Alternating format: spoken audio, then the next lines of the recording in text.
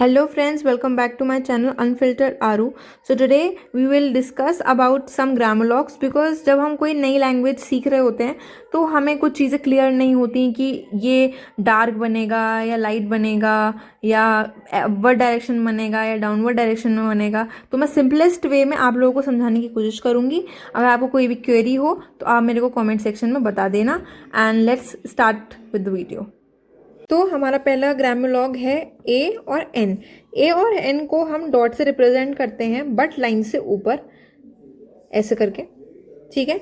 और द को रिप्रेजेंट करते हैं हम डॉट से बट लाइन के ऊपर, मतलब लाइन पर, ठीक है। ये लाइन से ऊपर और ये लाइन पर, ठीक है। ऑल को हम कैसे रिप्रेजेंट करेंगे? डार्क बनाएंगे हम एक छोटा सा डैश ऊपर की तरफ, ठीक है।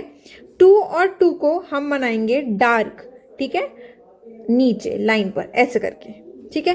ऑफ को देखिए, ऑल और ऑफ बिल्कुल सेम बनेगा बट ऑल डार्क बनेगा और जो ऑफ है वो बनेगा लाइट, ठीक है। ये हम लाइट बनाएंगे। टू, अब टू वाला जैसे TOO वाला टू और TOO वाला टू और TOO में क्या डिफरेंस है? ये डार्क है, ये डार्क है और ये लाइट है। ये सेम तरीके से बनेंगे, ये थोड़ा डार्क बनेगा और ये थोड़ा लाइट बनेगा, ठीक है। ऑन, ऑन क्या है? ऑन लाइन के ऊपर है स्ट्रेट, तो छोटा सा डैश। और बट क्या है हमारा? छोटा सा ही है बट लाइन के ऊपर है, ठीक है। एंड अब ये ए, ऑट, ऑट कैसे बनता है? जैसे आपके आगे जो मैटर्स करेंगे आप लोग, सबसे ज़्यादा आपका ये वाला वर्ड आएगा ऑट, ठीक है। ऑट को हम कैसे बनाएंगे? ऑट को हम डार्क बनाएंगे।